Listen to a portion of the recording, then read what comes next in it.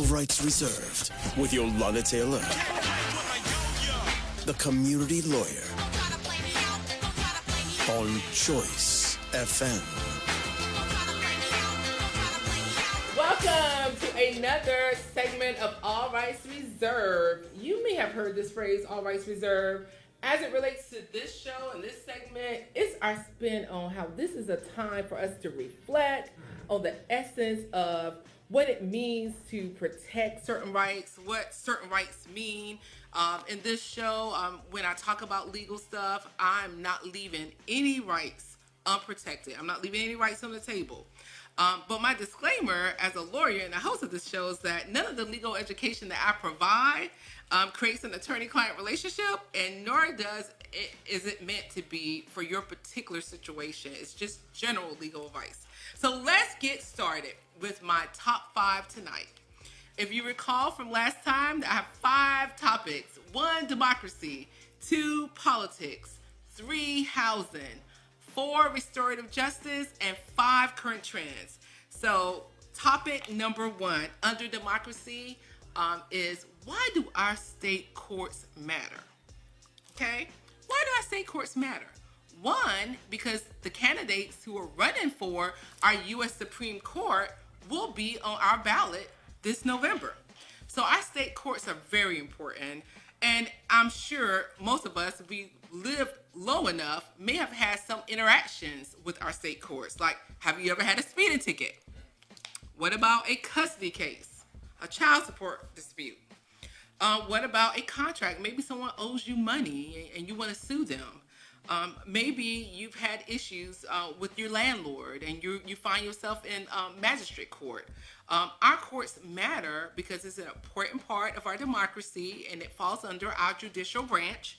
And so it's important that we understand what our rights are or what this judicial branch means in our lives. We may have also been called for jury duty. I know I've been called. I'm able to get out of it because I'm a lawyer, but that's another story. But I've been called for jury duty several times. And if you have, then more than likely you found yourself in what we call our district courts. Now, district courts are allocated throughout the state. They're in particular districts, usually located in a county seat. Like, for example, in Wilson, my hometown, hey, 252, representing tonight for 252. These courts are located, or the district court is located in Wilson County, and that's the county seat. Wilson, the town, is the county seat of Wilson. So Wake County, for example, Wake County courts are located in Raleigh, which is the capital, of course, of Wake County, or North Carolina, period, but also one of the county seats in Wake County. So Article 4, where does this right come from to have courts? It comes from Article 4 of our North Carolina Constitution, which establishes our general court system. But the other thing I want to talk about as it relates to our courts will also be superior court. So you have district courts, you have superior court, you have the North Carolina Court of Appeals, and you have the North Carolina Supreme Court. And all branches of our judicial branch or segments of our court system under our judicial branch are very important. But at the district court level and at superior court level, what happens there? Well, as I stated, contracts, disputes, custody disputes, juvenile hearings, criminal proceedings, traffic tickets, landlord-tenant issues, lawsuits for money owed, all those things happen at the district court and even the superior court level, depending on what it is. In district court, though, if you have a criminal matter, if it's a misdemeanor, it will more than likely be in district court. If it's a felony, it will more than likely be in superior court. But as far as these court systems are concerned, our district courts and our superior courts, these court systems really only, this is where your trials will occur, I should say. This is where you will have a judge who's there or a jury that's there to determine the facts of a situation. But when we talk about the North Carolina Court of Appeals and the North Carolina Supreme Court, we are talking about issues of law. So you won't see a trial occurring in the North Carolina Court of Appeals, and you won't see a trial occurring at the North Carolina Supreme Court level. And you most certainly, if you plan to appeal from, let's say, Superior Court to the North Carolina Court of Appeals, you certainly will want a lawyer representing you, because at this level, it's very complex. You're going to need an attorney to write what's called a legal brief, describing your issue or describing why the lower court was wrong in its ruling or its order in your case. But it's important that we understand this, because again, who we elect to sit on these courts is very important, especially the district courts right in your community. Why? Because if you're going to court, don't you want a fair judge? Don't you want an impartial judge? Don't you want a judge that looks like you? Maybe a judge that's from your community, that understands the hood, that understands your community, that represents someone that looks like you, and who may have experiences similar to you, right? Because in order to be fair, you have to understand various perspectives, right? So that's why it's important. And so you may be asking yourself, okay, well, I get it, Yolanda, I get it why a district court is important, and why I would want to maybe elect someone that I know, that's from the community, that I grew up with, or who seems to be fair, and not just fair, let's say impartial. You want a judge that's also impartial, meaning that they're not going to just lean with all women in a custody case because they're a woman, or they're going to lean with the dads because they're a man. You want someone that's able to sit up there and be impartial and fair. But at the appellate court level, in the North Carolina Supreme Court level, you still want the same type of judge. Why? Because at this level is where very serious cases are decided. Some examples of these cases include education, right? I don't know if you've ever heard of the Leandra case, and I'm not going to get granular into the details, but the Leandra case is a decades-long case around education. It originated from rural North Carolina, more specifically Hope County, even though there were some other counties in there, but Hope County is the main county that you usually think of when you think about this decades-long education case. And basically, this case was decided, I want to say almost 30 years ago, but it still is an issue. And it came up recently before our North Carolina Supreme Court case, right, where they overturned a decision that we thought had settled the matter. What was the matter? The matter had to do with whether or not a child in North Carolina is entitled to a sound basic education. And what does that look like? It's deeper than you think. Think about your school system during the pandemic. Do your kids have laptops? Do your kids have resources to learn when they were at home? Or do you have quality teachers? Do you have funding? Do you have new books? Do you have new technology? Well, rural counties often experience differences in their resources. Oftentimes they don't have enough teachers. Maybe they don't have enough experienced teachers. Maybe they don't even have like new chairs or new equipment or new technology. So we have our court system determining whether or not the state is responsible for funding these rural schools that, this lawsuit claimed were underfunded, and as a result did not provide every child in North Carolina with a sound and basic education if there's discrimination in resources.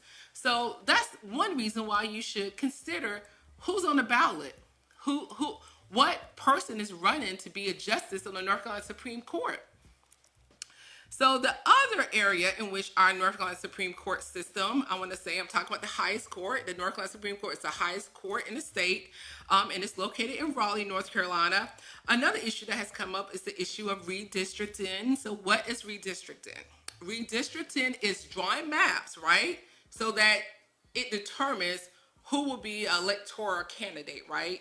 So there's been controversies. Again, North Carolina, a lot of controversies around education, redistricting. So as it relates to redistricting, the controversy has been whether or not one particular political party, is drawing maps to manipulate it in a way that their candidate wins. So imagine you're a voter, and I know it takes a lot for us to say, okay, we're going to vote. We're going to trust this process. I have some friends who don't even believe in the process. They don't have hope in it because they don't see how voting impacts their day-to-day lives. And so they feel discouraged from voting. But let me tell you, if you have a North Carolina Supreme Court and if it leans heavily towards another party and they're deciding that they're going to draw maps in a way that advantages their party, and let me back up, the Supreme Court's not drawing the maps, it's the General Assembly, the legislative branch that's drawing the map. But if you have a certain number of, let's say, judges that belong to a particular political party that want to support what their political party is doing in the legislative branch, then you could have a skewed outcome that's not fair.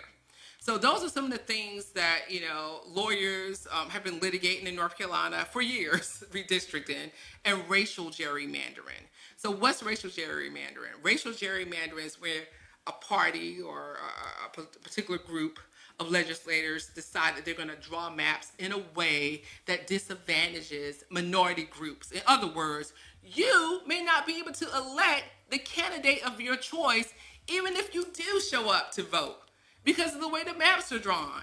Is that fair? No, it's not fair. So this is why state courts matter, right? And unfortunately, in the last several years, we've seen a lot of partisan politics occurring. Just when we thought the education case was resolved, earlier this year, the new Republican majority North Carolina Supreme Court decided to undo the case around education. So here we go again. We have rural children who are not getting the same resources as schools that are funded better or funded with more money. And usually those are urban schools. But we know even in urban areas, like if I drive around Raleigh, I see the inequities in education. I must say, like when I was a new mom, and I was looking for a school for my daughter in Wake County, I went to a variety of magnet schools in the area. And I saw that some schools had more resources and some schools didn't. So all these things matter when we're voting. Not only do we care about the national level, the president, but we should care about our governor's race. And we most certainly should care about our courts, because our courts matter. Some issues that have come up that maybe your community may be concerned about. I'm in a lot of spaces with advocates, and the issue of marijuana has come up. Like, what do you think about that? Some folks in the state, they're advocating because they believe marijuana should be legalized, right? Marijuana should be legalized, and who will do that? It will be the people that you elect at the legislative branch, but these cases, or the legalization of it, could be disputed in court, because it's up to the judicial branch again to determine the law, right? But courts matter because the local judges and the DAs who prosecute marijuana cases, they operate in our state courts. So it's important to know like who are the players there. Because currently in North Carolina, possession of marijuana under 1.5 ounces is a misdemeanor charge.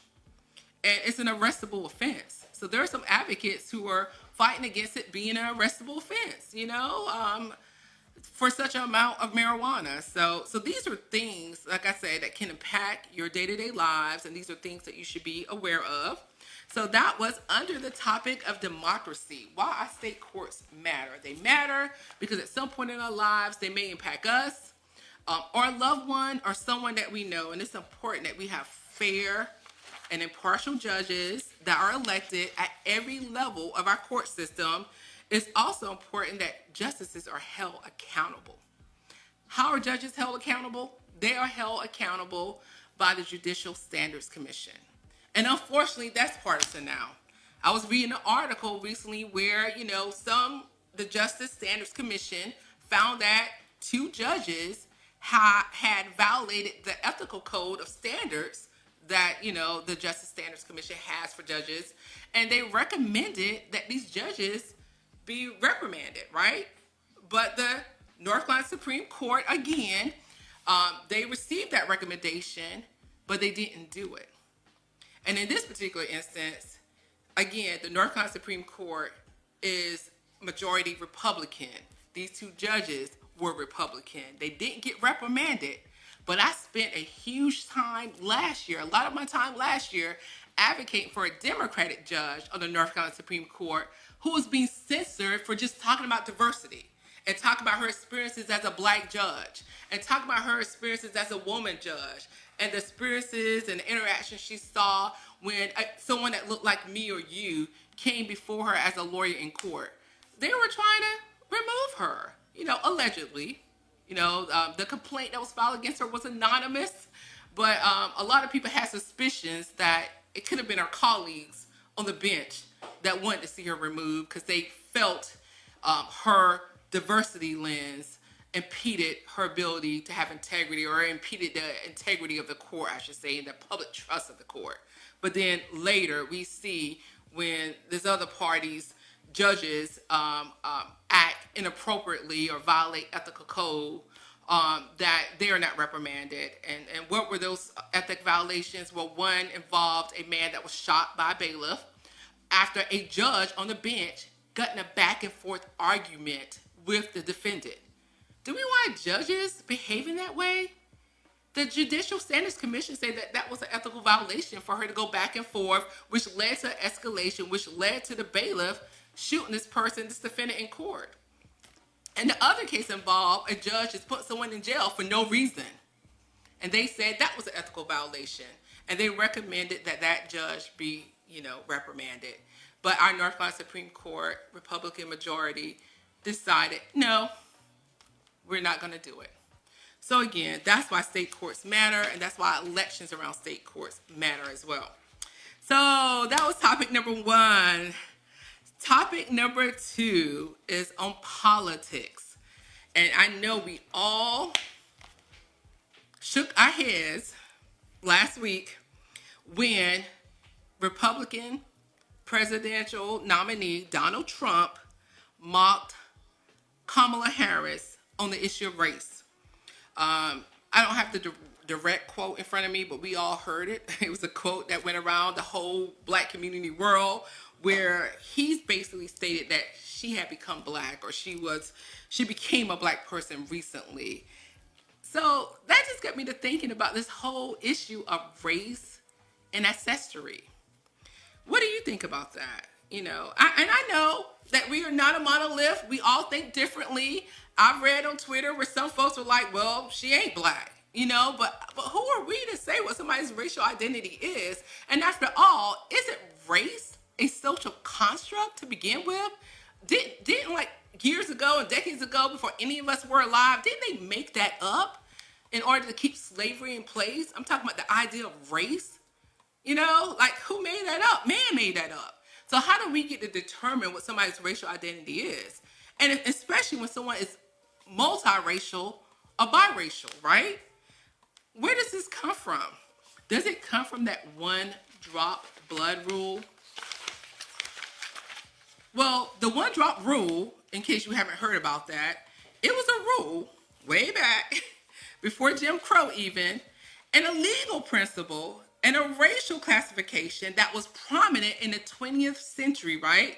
It asserted that any person with even one ancestor of black ancestry, or one drop of quote-unquote black blood, I thought blood was red, but one drop of black blood, you will be considered to be black, Negro, or colored in historical terms was the word. This rule, again, originated in the American South, of course, during the slavery era, of course, as a way for white people to maintain white supremacy. And I'm not trying to be divisive here, but history is what history is. And the truth is what the truth is. And we should understand history so we dare not repeat it. But in our politics, it looks as if we're repeating this all over again by saying that someone became black, right? But during the Jim Crow era, where segregation was the law, it was even codified into law, to state laws, right? These are legislators, again, that's why elections are important. Legislators making up the rules as they go to benefit them or people who look like them, and to burden other people who may not look like them or who may lack the wealth or influence that they have. But they actually made this into state law to formally define blackness. We have other people defining blackness. So I'm asking you, this foolishness that we recently heard about Kamala Harris the presumptive Democratic nominee, which I think she may have secured all her votes. So I think she is the nominee now for all intents and purposes, that she's becoming black. This sister done went to Howard University. She's part of the Divine Nine. I don't know how you get any blacker than that. And the bottom line is she identifies her black side, which is her Jamaican father, who she says is of black descent, and her, Indian mom. So, I mean, she gets to decide who she is. But I just want us to be aware of the foolishness. And I want us to decide, do we want this type of discussion in our politics? Do we want to elect people that are doing things that I can only describe as somewhat racist? Why is race even a question here? Let's talk about the policies. Let's talk about our day-to-day lives. Let's talk about how your policies are going to affect my pockets or when I go to the grocery store. But again, just know that race is something that we didn't even make up. It was a way that slaveholders were able to codify and legitimize slavery. It also was a way in which elitist people were able to maintain power and to squash any rebellion by what they considered to be the service class, right? Which end up being people that look like us, right? So just don't be distracted by the foolishness. That's all I have to say. And that, regardless if you agree with Kamala Harris or not, no one should agree with that type of foolishness in our political discussions. So that was topic number 2, right? And so at this time, I'm going to take a little break and I'll get back with you. So don't go anywhere because I have some exciting things to continue to discuss. All rights reserved with Yolanda Taylor, the community lawyer on Choice FM. Thank you so much for sticking with me through the break. I am now on my third top 5 topics of this evening, and of course it's going to be housing. As a community lawyer and a housing advocate, I always have to talk about housing because I think everyone is feeling this inflated housing market. It could be that maybe you're trying to sell your home, but you're thinking to yourself, well, if I sell my home, where am I going to live? I can't afford to buy this inflated house, in this inflated housing market. So maybe you're holding still because you can't afford to move, or because you would be paying maybe 2 to 3 times more for the exact same house and square footage. Or maybe you're a renter and your rent keeps going up, as discussed last week, and you're just trying to figure out, I just need to hopefully maybe buy a house so I don't have to worry about rising rent, but you're finding that to be difficult because of the high mortgage rates. Well, the topic under housing is, will the Fed cut interest rates, and will that help our local housing market? Well, interest rates. Let's unpack interest rates. What are interest rates? Well, when I talk about the federal interest rates, we all know what interest rate is. It's the cost, basically, of credit. To break it down in smaller terms. When you get a loan, let's say you borrow a loan for $800, right? If you borrow it on credit or from a bank, then you're going to end up paying more than the $800 that you borrow, and that's going to be based on your interest rate. How much you pay back is based on the interest rate that they give you. So you want the lowest interest rate possible. But at the federal level, when the feds are like trying to bring inflation down, inflation is like what I just talked about, increase housing prices, increase groceries. You pay more to even borrow. That's inflation. So the feds have been playing around with it, and in order to cut back our spending, because despite the high costs in groceries and loans and consumer goods, we were still spending. So the feds continue to raise the interest rates in hopes that maybe we will slow down our spending so that we can recover in a way, I guess that's better. Because after all, we just got out of a pandemic, so our economy is still essentially recovering, right? Well, more than likely, based on my research, the Feds will cut the interest rates. I don't know how much, but most people are predicting that it could happen in September. Some people are saying that it should happen before then because slowly but surely we're beginning to see signs.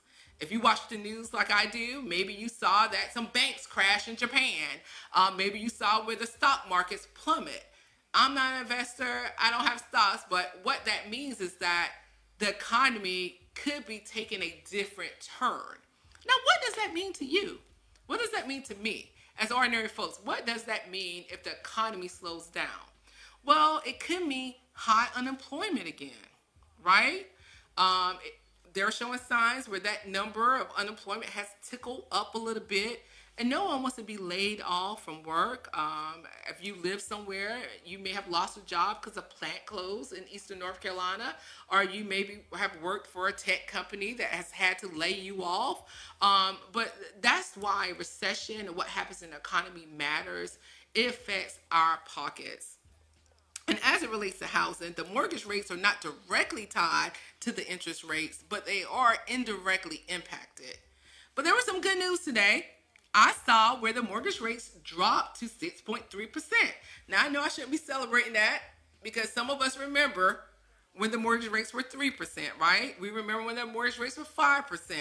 But on June 1st, or July 1st, I believe, the mortgage rates had gone up to like 7 point something percent, 7.8% to be exact.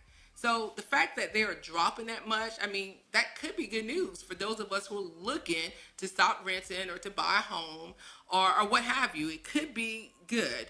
But the bad part of it could be if there's a recession and then there's high unemployment again, and retail businesses close or businesses start shutting down. That can be something negative. But as it relates to housing and what we're seeing locally in Raleigh, in Eastern North Carolina, or throughout the state, we are still seeing that people, regardless of what the interest rate is, right? It doesn't even matter to them. They cannot afford the cost of housing. Just the other day, I saw where a developer from California bought a plot of land near Shaw University and built market rate housing, right? Right beside nationally affordable housing that's already there. I mean, housing where low to modest income people already live.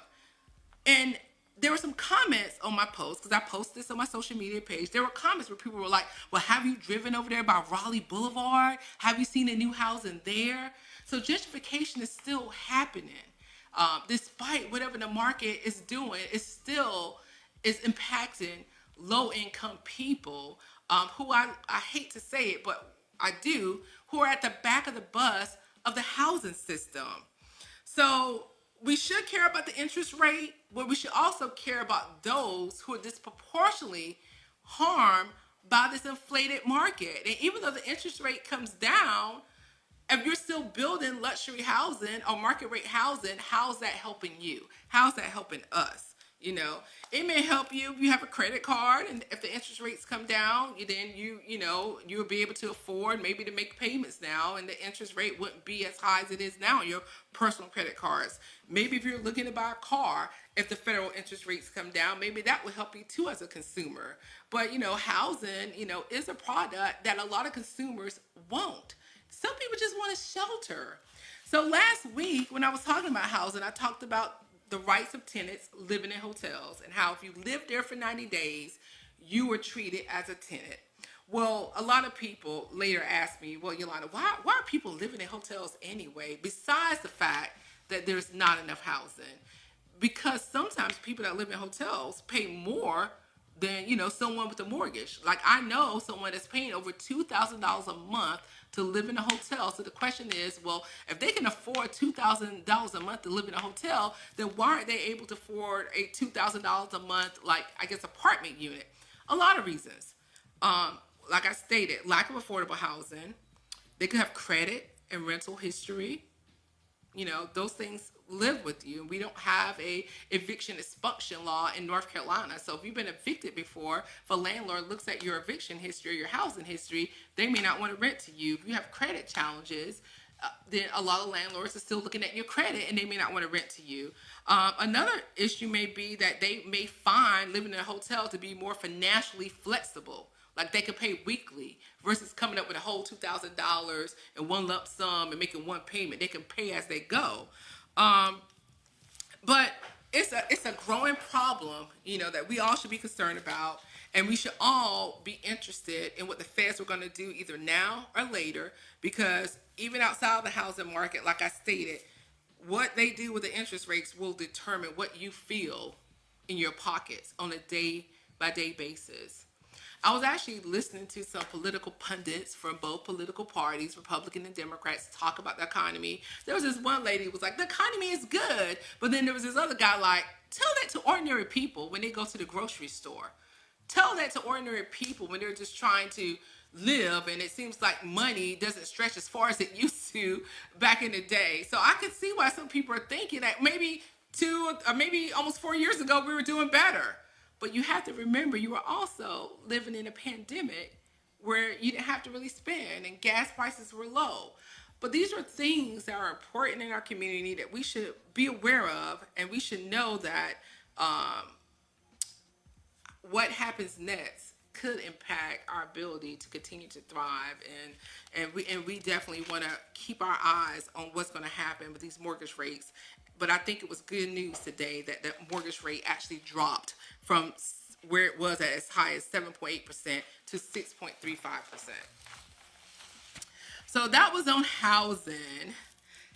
We're moving through these topics. So I want to say my fourth topic is on restorative justice. If you recall last week, I defined restorative justice as a way to repair historic harm, right?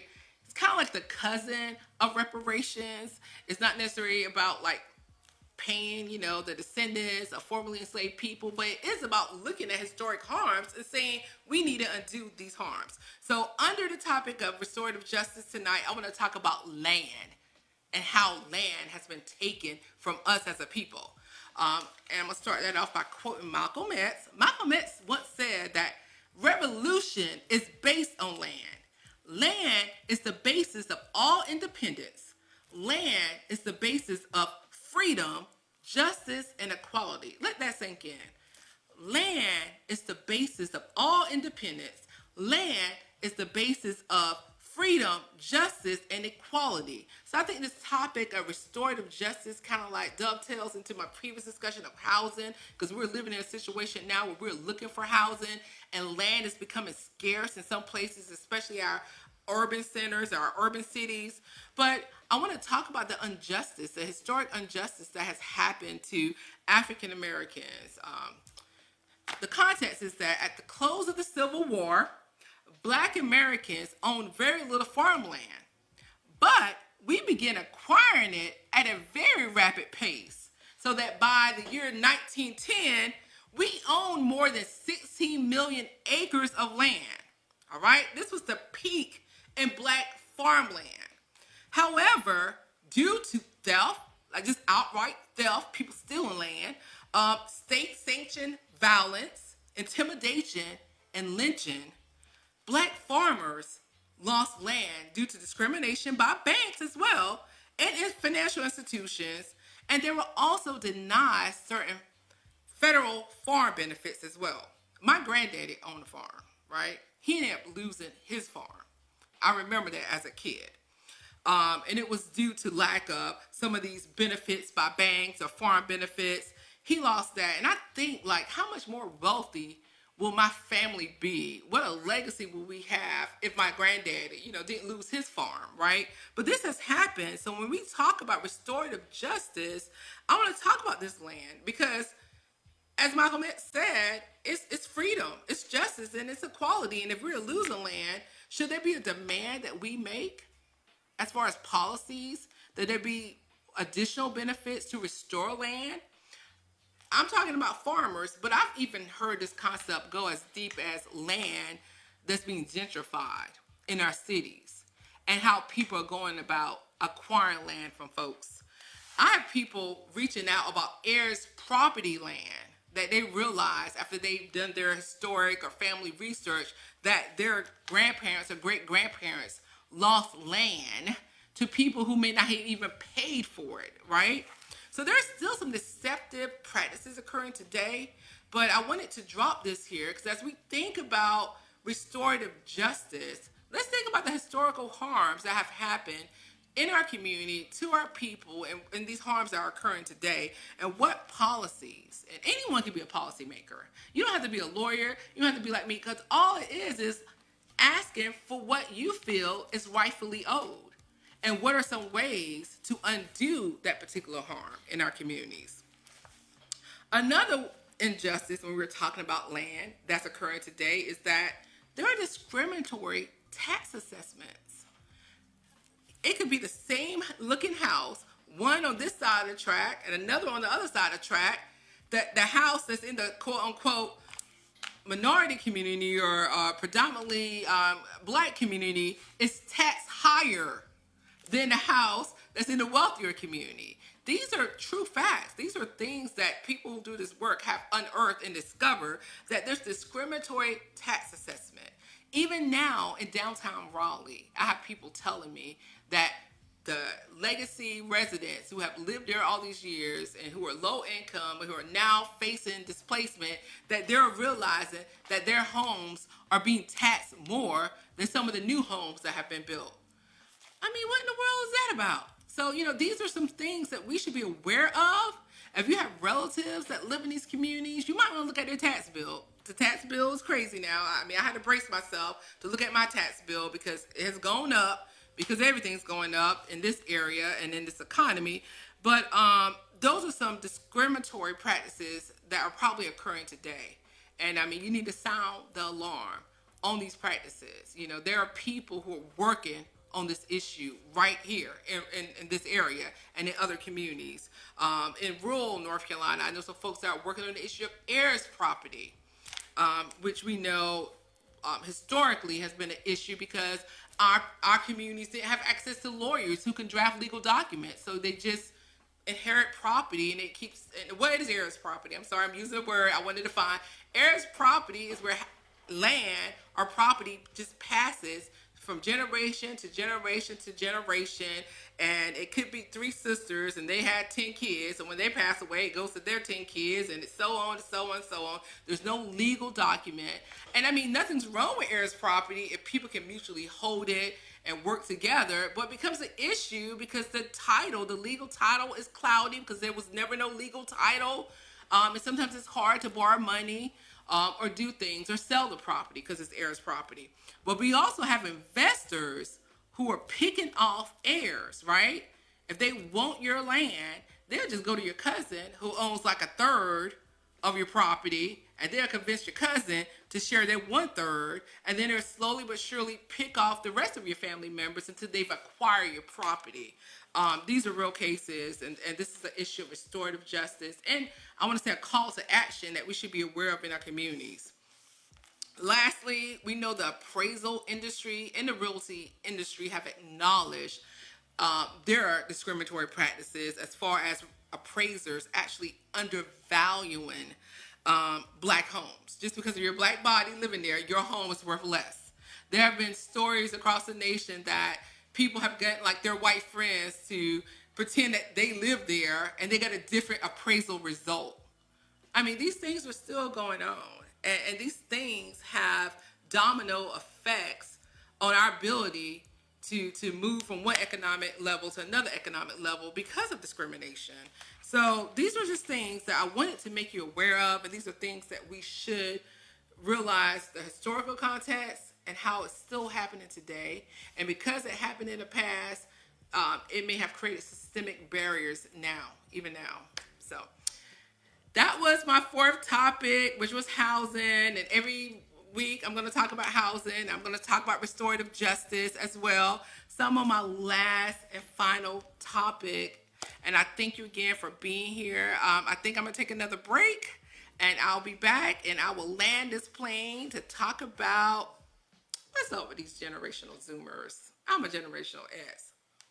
How can we communicate across generational lines? See you soon. All rights reserved with Yolanda Taylor,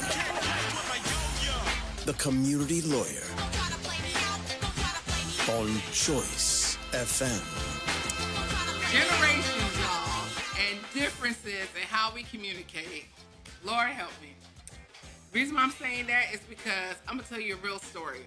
And I'm not going to throw the baby under the bus. I'm not. But I was trying to schedule an appointment. You know how you have these businesses on Instagram. I was trying to schedule an appointment with a Gen Z, right? Love them. I have nieces who are Gen Z. So I'm texting, right? But I also wanted to actually pull aside and call because I didn't feel like we had clear communication. But every time I would call, it would go to voicemail. So I was like, okay.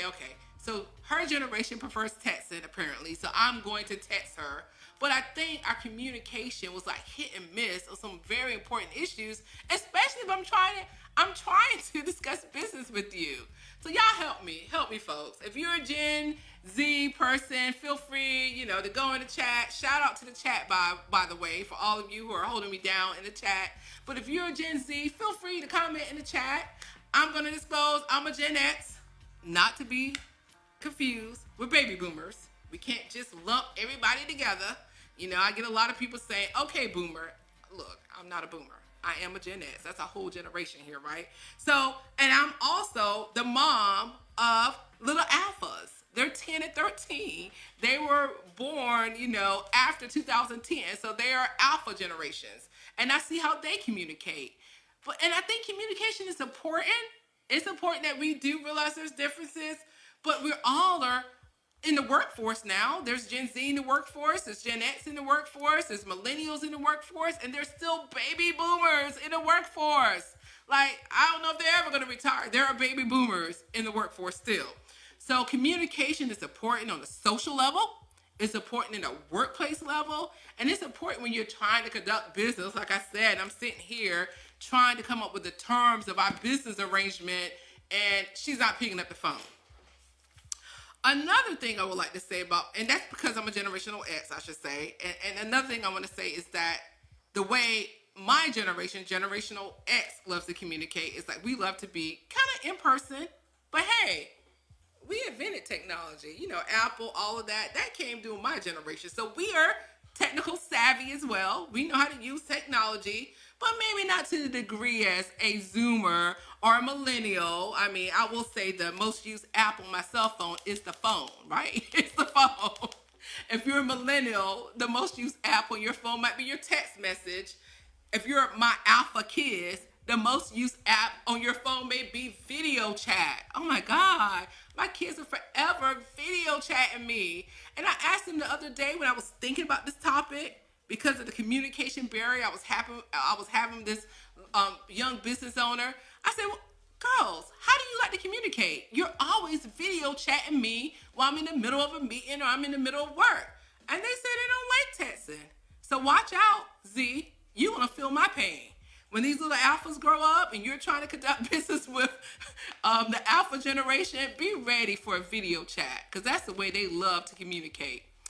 And what I think is funny, and the funniest thing I've seen, is my alpha kids trying to communicate with my baby boomer daddy, right? Who has a smartphone, but he doesn't know how to use it. He doesn't know how to use maps. He doesn't know how to use anything. So the phone is also his best used app. But he does watch videos on his phone. But whenever they try to video chat him, he just won't answer. He just won't answer at all. But he does do text, but it's usually like a one sentence thing, and he's done. But I think this is so important because even customer service, oh my God, can we talk about customer service? I don't know if this is a pandemic thing, where during the pandemic, people just realize that their jobs suck and they don't have to take it, and maybe as a result of that, you get that type of customer service experience. But generational Z, I'm sorry, I'm talking about y'all. Forgive me. I just want to understand. That's why I'm having this conversation, because differences are important, but communication is important too. I'm in a grocery store, and and this young man is ringing me out. He doesn't even look at me. I guess it's socially awkward to look at me, and I don't even know what my total is, So I was like, well, I guess let me turn the thing around and see what my total is. So, and who can we blame? Because his supervisors are Gen X. And I was talking to a good girlfriend of mine, and she might be listening on right now. She was just like, well, for example, I have a daughter who's supposed to be at work at 7 a.m. She's rolling out at 7:30, but her job allows that. So maybe we should just be accustomed to change. The workplace is not like it used to be. You know, the workplace is more flexible, right? It's more inclusive. It's more understanding, right?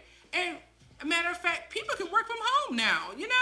You can wear whatever you want to wear. You don't have to dress up anymore to go to work. So understanding how differences are in the various generational groups that I was talking about, and understanding that those differences doesn't have to leave you frustrated.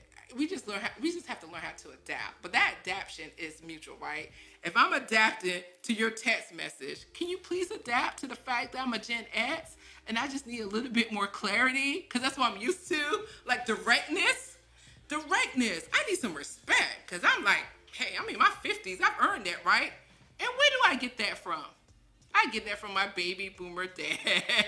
Because in his generation, what? Kids were seen. Kids were not heard, right?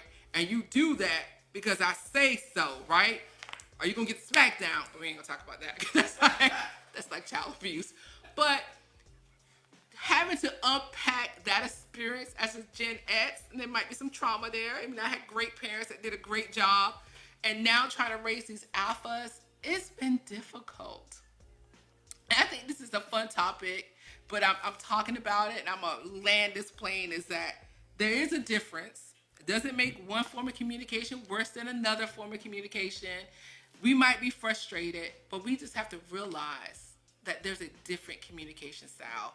And by the way, I think the Zoomers are preparing us for robots. I really do. Because of the social awkwardness, I do believe we're getting prepared for the robot generation. Well, that's it, folks. It's been great chatting with you. I hope you enjoyed this segment of All Rights Reserved with Yolanda Taylor, the community lawyer.